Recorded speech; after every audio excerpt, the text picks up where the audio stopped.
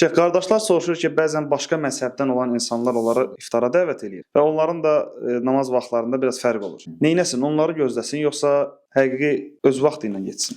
Əgər tutaq ki, başqa məzhəbdə olanlar dəvət edirlər, iftar bu da gedib məsələn. İnşallah mənə elə gəlir ki, onlar lap belə o fanatlarından deyil.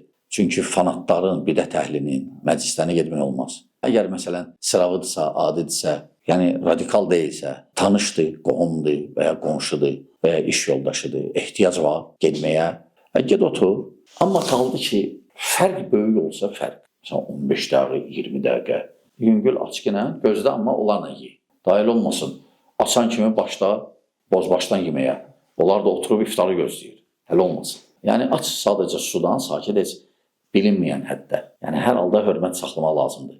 Qaldı ki, sonra onlarla yeyərsən. Yox, əgər fərq azdırsa, 3 dəqiqə, 5 dəqiqə eybət gözlə. Ümumi vəziyyəti nəzərə almalı.